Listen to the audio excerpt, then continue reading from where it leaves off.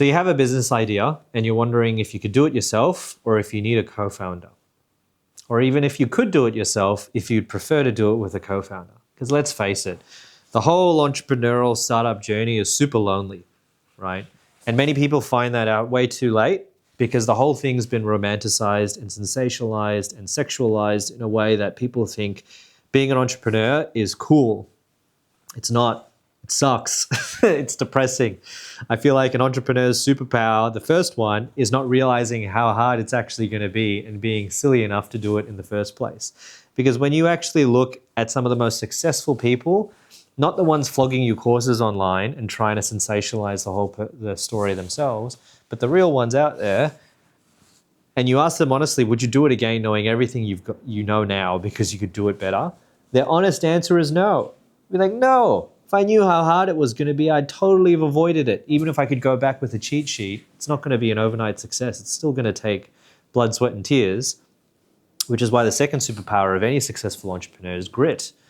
You know, an attribute exhibited by Navy SEALs, not just tech entrepreneurs or someone with a great idea. But anyway, I digress. We're talking about co-founders. Now, I wanted to do this video because I feel very strongly about the co-founder narrative, both from my first successful startup, 2Space, that turned out to be a failure, where we turned restaurants into co-working spaces, hit a $10 million val. I did that with two co-founders. The first one was my rock, and I couldn't have done it without him. The second one was a bit of a mess, but no one was at fault. It just wasn't meant to be. And today, also in my current corporate career, where I'm the head of flex space co-working division, funnily enough. So even though that failed, it helped me set up my career now for a Fortune 200 company, you know, with over 50,000 employees. That's not my business. I'm a sub-business within that 50,000 employee business. And I've technically got co-founders in that, even though they're not, because it's within a corporate environment, but they're teammates and colleagues that we're building that business together, right? And one thing that I want to talk about, which I've written here, and I'll double underline for you. I rubbed that out. That was meant to be an underline. Double underline for you is great minds think unalike, right? You probably have heard the saying, great minds think alike. I think great minds think unalike. I think you're doing yourself a disservice if you don't surround yourself with people along your journey who think differently, who are cut from different cloths. It also just makes the whole experience more exciting, right? Could you imagine starting a business with yourself if you had a doppelganger? Oh, the thought of that just grosses me out when it comes to me.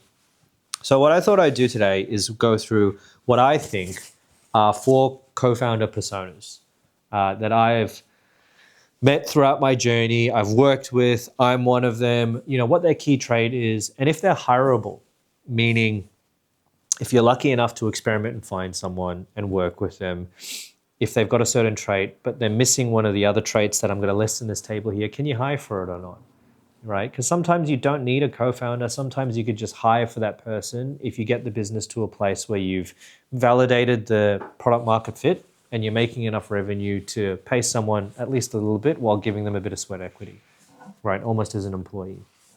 So let's jump into this. The first one, the co-founder persona, I'm going to call, and I was going to start with one, but I'm going to start with another one instead.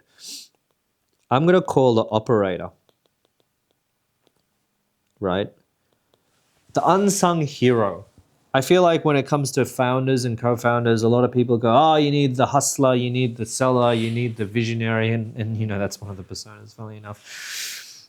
It's never that you need a gun operator or someone who can just get shit done. Yeah, that eventually comes into the story, or people who are good at selling, you know, mask themselves as that individual. But I feel like a really strong co-founder persona is an operator.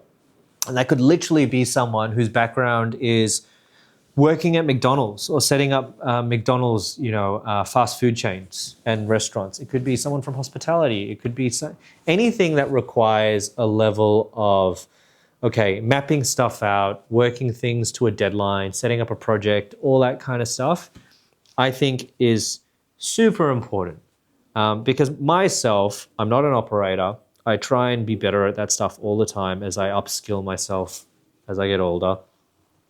I'm more of a different persona, which you could probably guess, unfortunately. But I would like to think if I started another business, the co-founder I would seek out is an operator. Someone who could be like, hey, that idea sucks, but this one's good, and this is how we do it. And then we kind of feed off each other together, you know. And the trait is just making things real. I'll write work/real. And are they hireable? Yes. Big yes. But for me, it's about how you complement with these people, these personas I'm going to write. And for me, I would love to find that individual as a co-founder. One thing I've kind of skipped over because I've jumped straight into this table is I get it. It's really hard to find a co-founder because, it's almost like getting married, but you try and fast track that whole process because you're like, I've got an idea. I need to get married now, because I need someone to help me set this business up. Whereas when you get married or hitched, if I'm going to use that analogy, you don't just suddenly decide one day, I want to get married. You kind of meet that person, you vibe with them, you live with them for a while, you're in a relationship, you see your ups, your downs, your goods, your bads, and then you're like, hey, you want to get married? Not the other way around, right? Imagine if, and this is actually how I found my co-founder. So, serendipitous analogy that's working out for this video. You work with someone, whether it's with a business or a partner organization as part of your current role because you're, just doing a job. You realize you work with them really well. You stay in touch. And then at some point you're like, hey, I've got this idea. Do you want to do this thing together? You've kind of already had the honeymoon phase, you've been in a relationship, you've worked together, you gel together. Then comes the co-founder question. That's what happened with mine. With Two Space, my first co-founder was a tech guy, right? So he could build apps and everything. And I actually worked with him 3 years before we started Two Space in Singapore doing rainforest protection stuff and all that kind of stuff. And he was doing the tech stuff and I was kind of the mouthpiece doing things like that. So I get it. It's tough. But if you find yourself in situations, you may find there's a co-founder already bubbling within your environment and your network that you just haven't asked yet. You never know. They could be itching and they could be wanting to do something. And then you try and do it yourself. And you always structure it in a way where, if there's a breakup, it's not messy. Because, equity is vested. It's not given straight up front. It's never normally a 50-50 scenario either. It comes down to how much time that person can give. So anyway, that's for another video. So operator, yes. Let's chuck mine in. I'm kind of like the salesperson, I guess. And this is me being a bit wanky, the visionary. I like to think that I'm a blue sky thinker, right? And the trait is money. So they're going to think about how do you do sales? How do you get money? And I'm also going to put like ideas here. Because what I'd like to think is that sales individual isn't just literally cold calling, how do I just slam and make money? Because that's definitely hireable. That's not a role you necessarily need. It's more about blue sky thinking, okay, what's the quickest way to revenue and profit, right? What can we sell? It's almost like sometimes the best salesmen are lazy. And I know that sounds really counterintuitive, but in the sense of, how do I make the most amount of money in the shortest amount of time, right? If you can think about it that way, it's lazy but brilliant. So depending on what your product offering, I'll give you an example of Two Space, the restaurants to co-working spaces. It could have either been, how do I just sell 1,000 memberships within the first year? Okay, how do I go onboard these members? I need some marketing help. I need to figure out how to... Or if each member only pays $20 a month, for this thing, how can I get that equivalent revenue per month with less customers that I can speak to? So for me, it was corporate sales. It was like, that should be sitting with marketing and storytelling and branding. You guys should be speaking to them digitally through websites, campaigns, and they sign up through a really cool UX, UI kind of sign up process. I should be out there speaking to large companies wanting to buy 100, 200, 300 memberships at a time for their employees. Because they want to work in different spaces. They want to work in a restaurant. They want to work on a beach. They want to work on a bar rooftop. Lazy, but brilliant, right? Because then in my mind, I was like, if I could do those high ticket sales, I don't need to be selling to individuals as much. So is that hireable? Yes, right? The third one is the tech person, you know? So tech. Trait, I'm just going to write tech here. Tech. Hireable, yes. I think tech is still extremely important in this world of artificial intelligence where you have your Riplets, your Lovables, which, my wife and I are messing around with all the time. We're shocked at how good it is because once upon a time it would cost you like up to 100 grand to even get some of that stuff built.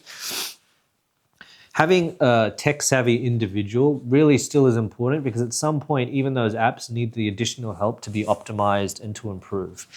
You can use those tools, those artificial intelligence tools, to get an idea into some sort of MVP and test it. But once it starts getting legs, you're going to need someone to almost own that project to optimize it, whether they use AI as one of their tools or whether they do the back-end coding themselves. Right? You need someone to speak the language. It's not enough just to be putting prompts into ChatGPT and all these things. So on that note, I actually think tech's even more valuable now, like tech individuals, if they can just figure out, how to improve what AI has already kind of done the heavy lifting, the back end stuff. How do you optimize that further? That's the real kicker. What's the magic that you can add to it to make your app the best? So I think tech's really important.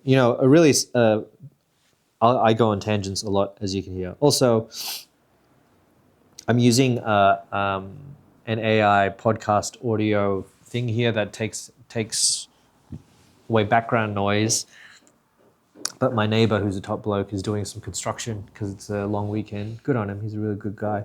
So if you hear it, I'm sorry. I'll try and edit it out. I think with the whole AI stuff, AI apps, we live I think it's a vice. I think it's bad actually for first-time founders because you're not as focused now. Like if you could just have 10 ideas and chuck 10 of them into Lovable or Riplet and get those MVPs out there, where's your focus? Whereas before all of this stuff came out, yes, it's really cool, it gets done really quick, but it's almost like the burden of indecision and infinite choice. How do you really hone down and focus on something? Because that's also a big problem I find with young entrepreneurs, whether young in age or young in mind. They're scattered. They've got too many ideas. Pick one and then really commit to it. It's a marathon, not a sprint. It's harder to commit now in this AI age. And the last one, I think, is marketing or storyteller. And their trait is making people feel something.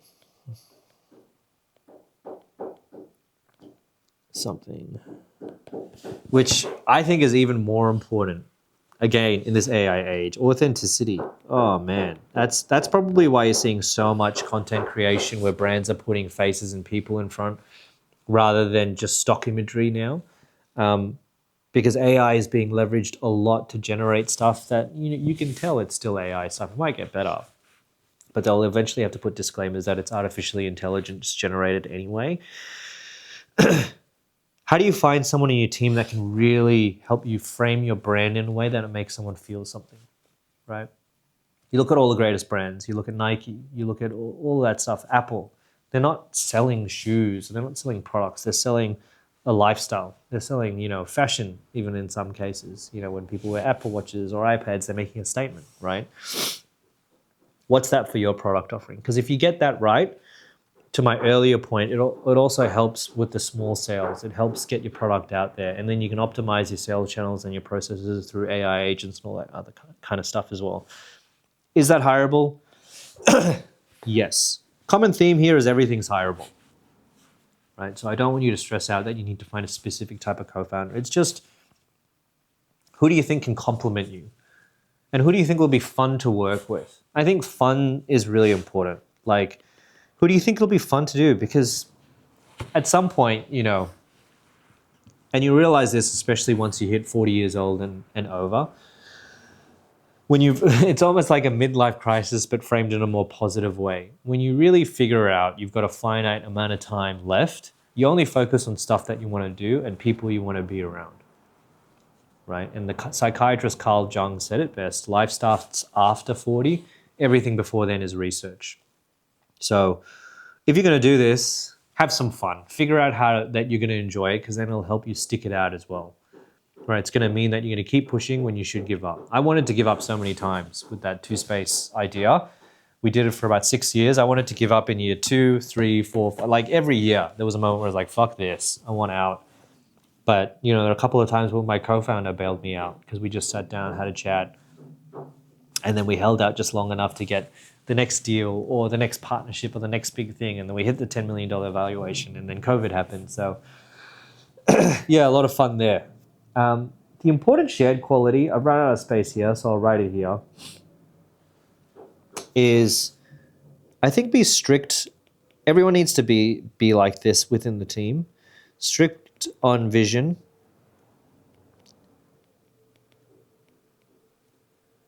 Be strict on the vision, loose on the product. As long as you know what you're trying to do, what problem you're trying to solve, how you're trying to improve people's experience or life or whatever product you're doing, doesn't matter how you get there. You could start with a certain product. It's going to pivot so many times, it's not going to look anything like what you started with, and you need to be okay with that. And as long as your team's okay with that, it means you're going to be malleable enough to make it work. I think one of the key advantages a startup or an early stage business has versus the larger ones is your ability to just change at a drop of a hat and take advantage of certain situations. So hopefully that was helpful. Great minds think unalike. And yeah, good luck to you on your co-founder journey. And there's nothing wrong if you want to do it on your own as well. Solopreneurs, this is your time, especially with AI agents and tools out there to help you with all the little things. But good luck to you. You've got this, and I'll speak to you again soon.